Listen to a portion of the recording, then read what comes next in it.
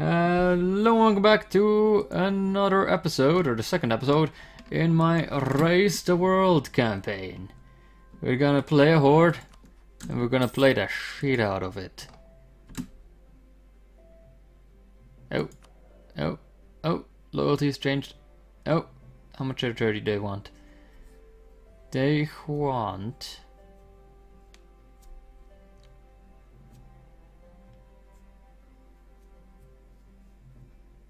33%. Okay, so we don't need to give them that much. We need to give them a little bit.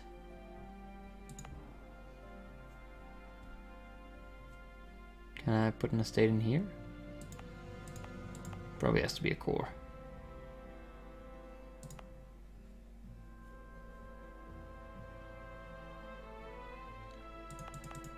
How do I do the estate thing again? Oh yeah, like this.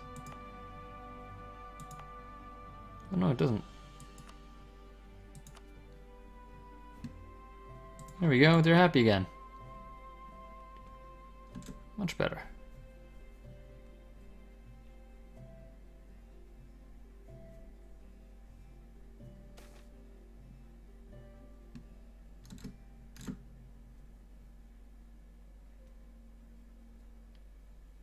Oh, wonderful.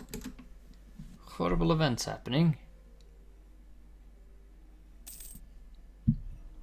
Maybe we should just have let the horde unity slip. But horde unity is just such a nice thing to have.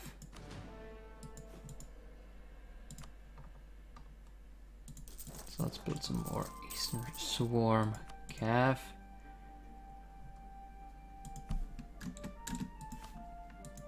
Armies. Come on, largest ones. They're all in Europe, who would have thought?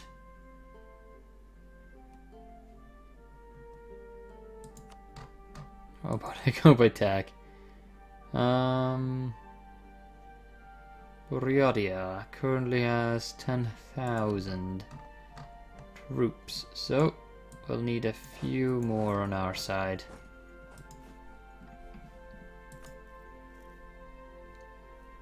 2, 3, 4, 5, 6. Perfect. We want to outnumber them. And swarm them with a massive amount of cavalry because we can. This is a great leader that we have gotten so far. I don't think we need the military focus as a horde, since those are the only points we gain truly in excess when we raise stuff.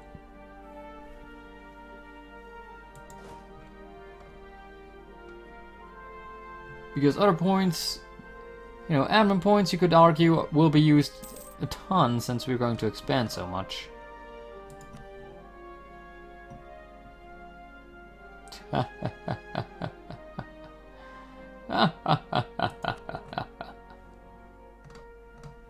Is this the Cossacks? Yes it is. It came out today.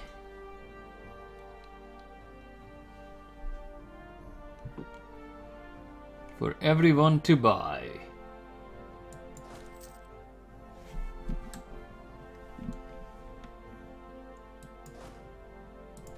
Also, we got new horde units, of course.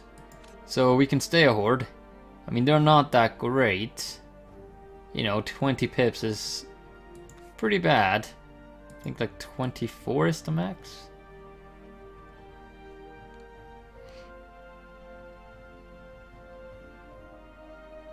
Yeah, so their cavalry is also 20 pips, I believe. 6, 10... Wait, they only have 18 pips for their cavalry? Can that be? Guess so. Cavalry is actually 18 pips, which is probably the worst cavalry ever. Wait, what tech are they gonna come in? And they come in fairly late, so yeah. You don't receive any new cavalry for a long time because they are so overpowered to start out with, so that's not really a problem. Yaren wants an alliance. I'm inclined to say yes, just so that we have less of a potential.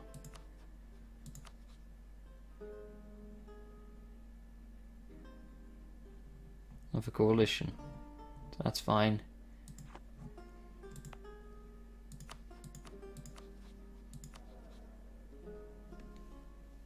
So I haven't set any provinces of interest.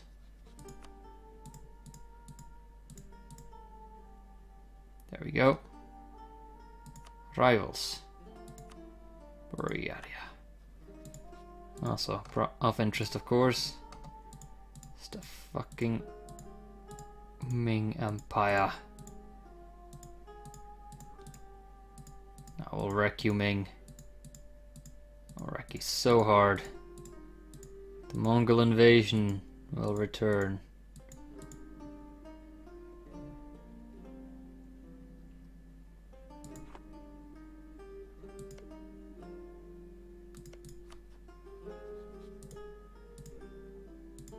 I hate how you have to like switch back. If you're on your own nation with like provinces of interest. Ming is very interested in everything.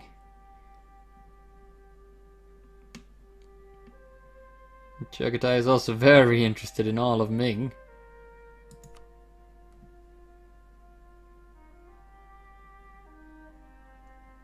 Borealia essentially only wants to expand northward. Well, Borealia, I have bad news for you. I have very, very bad news for you. Being the neighbor of a horde. Oh wait. Let's add some more rivals, because why not? Oh, Corchin can be rivaled, sure. They may only be there for a short time and then be eclipsed, but that's not a problem for me. Also, get Oirat rivaled. So, I want to eat all of this land. Shouldn't be much of a problem. Also up our stability as soon as possible, but it's not that much of a priority. Okay, now we hope that they'll come in. The best thing that can happen here is that they send in their units into my lands. Oh, Chagatai broke their alliance, probably because we have the same interests.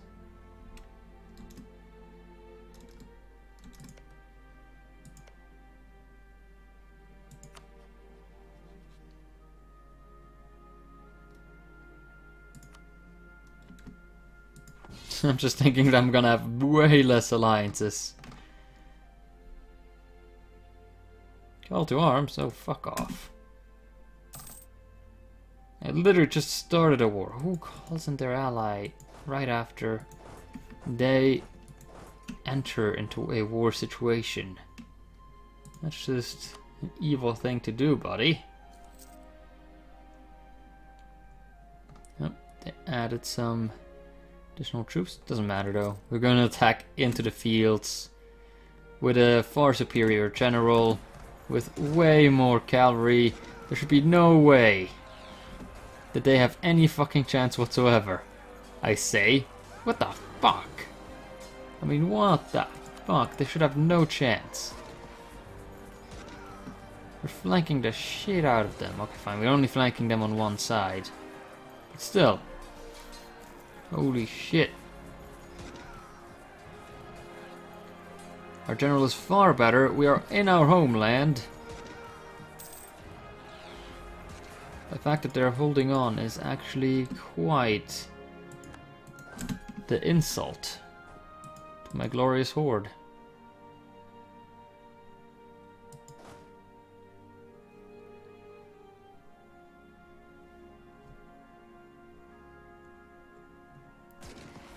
How much monarch points for raising? You get 25 per point raised. So essentially here it would be 25 admin,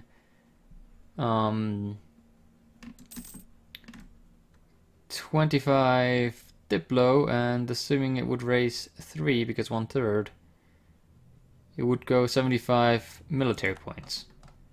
So raising is roughly half of what increasing would cost. But why would you increase it? Because you need the monarch points rather than, you know, invest it. If you don't need any monarch points as a horde, then, well, you don't raise in the first place.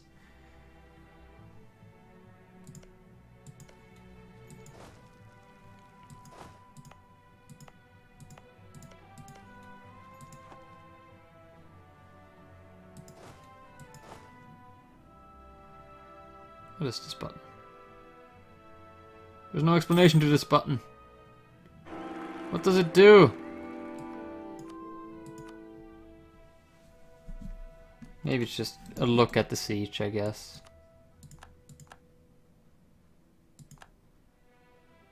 Damn. As though it's the double succession bug, I think. I mean, it's great that we have a good heir now, but shit that we lost our general.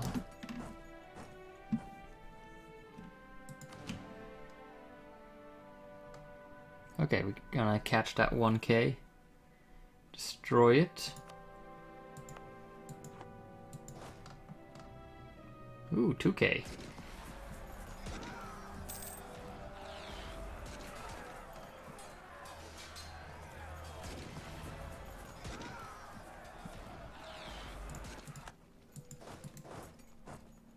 Battle will occur. Oh yeah. Destroy a tiny army.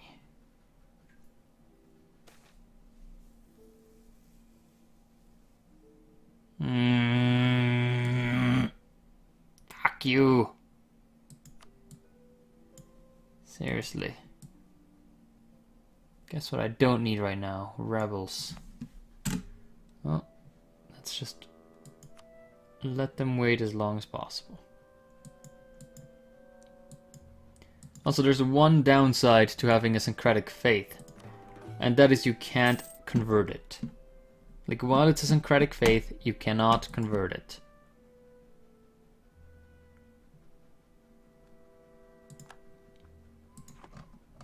So at least to me, that seems like a fairly big downside.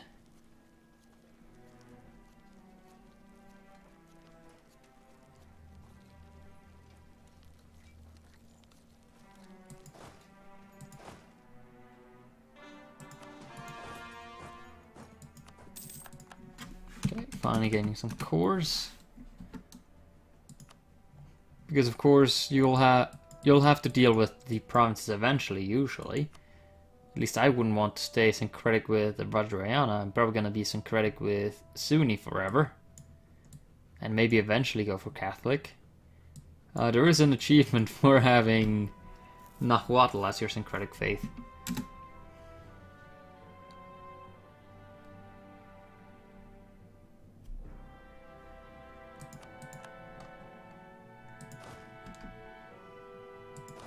Oh, don't flatter yourself, Bane. I had 2 options, or 2 nations that I really wanted to play, or not 2 nations. I had either a Tengri nation, and then Mongolia is just much more appealing than playing the Oirat, because fuck the Oirat.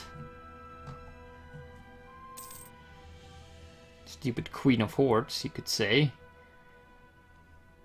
Or I was going to play Crimea. But since Crimea would need a lot more work for the achievement that I want to do, which is because they actually have provinces. Ooh.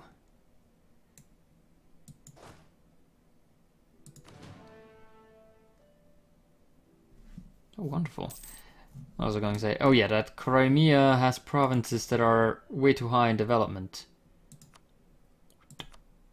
I have to get used to like these 4 buttons being really useful. And which one is what. But yes, they would have to give up all of those cores, then erase them, and then recore them. As Mongolia had to give up 1 core that I didn't even own. I had to give up Hohot because, you know.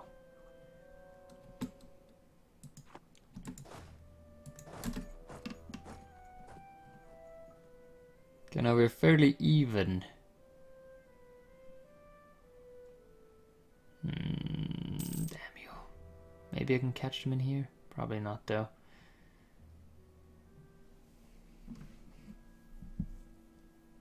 Still fairly even armies.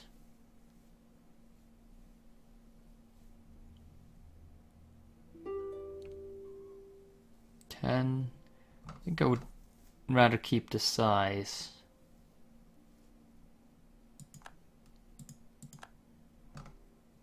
Yeah, they're gonna make it. I think I would rather keep the width of the army rather than going for a, because that way we can flank them. We can flank the shit out of them. And with fairly equal sized armies, I think flanking is more valuable than having a more concentrated center. It may turn out to be wrong, but who knows?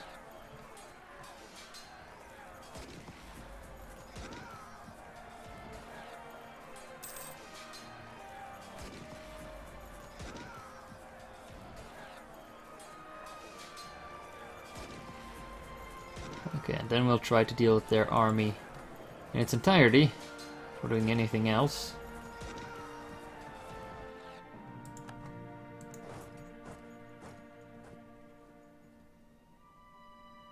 Also, the angry zealots are actually a bad thing now. I guess they will not convert the land, they'll just create a religious turmoil, religious violence modifier, which lowers your income even more. So hordes do have a certain problem with income, but I don't think it's too terrible that you wouldn't want to play a horde anymore.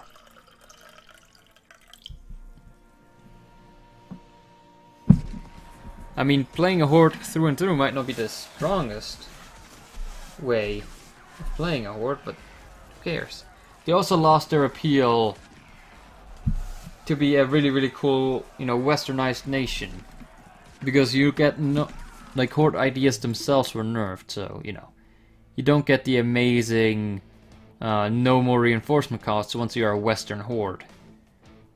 So yeah, that was a pretty big nerf. Now they have 10% aggressive expansion impact, which makes sense for the hordes, since they do want to attack, take some aggressive expansion, give back land, and that's that. Ugh. 20 horde unity or 1 stability? That's horrible. Those events are just horrible. Okay.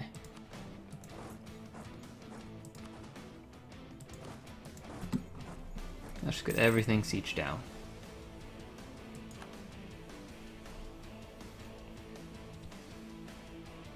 Is it possible to accept rebel demands? Probably, yes. I wonder what they do. Oh, yeah, I remember. So yes, it is, but it's pretty damn bad. Tolerance of heretics and heathens goes down, so yay, more rebels. And technology cost. Oh, wonderful. 10% technology cost. Yeah, not something I would want. I'd much rather take a little bit of extra strife in my country, so to speak.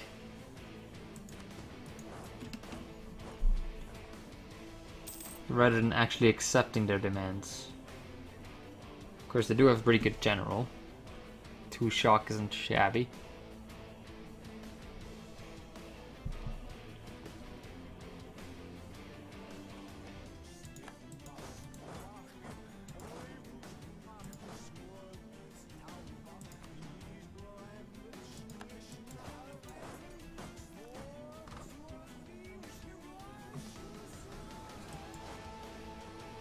But we have more cavalry. Unleash the calf. Also interesting, there's actually interactions. Support the tribes to gain 10 loyalty for 10 years for a bunch of ducats. Not bad.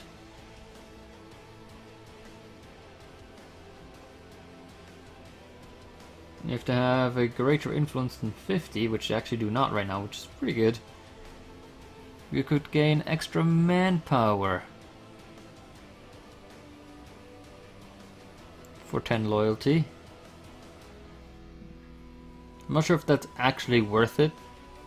Like, deliberately pushing their power up just for that.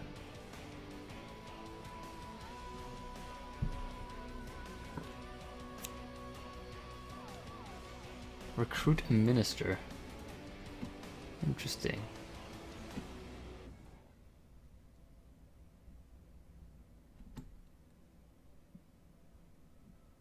That's not a bad deal.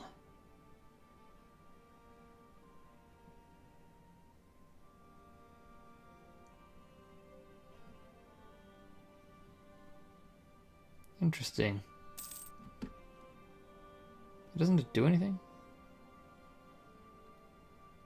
Oh, it can only be used every 10 years, was that it? Okay, yeah. So there might be a reason to put tribes up to 50%. I'm not sure if it's actually worth it, because yes, you can get a free host. Yes, you can get free manpower, but you're also going to lose out on manpower, because manpower is now affected by the amount of autonomy you have, and going up from 25 up to 50 autonomy is not just an easy choice to make, I don't think, at least. So you might actually lose out on a bit of manpower by supporting the tribes a bit too much. Anyways, I hope you guys have enjoyed, and I'll finish this war in the next episode. Have a good day.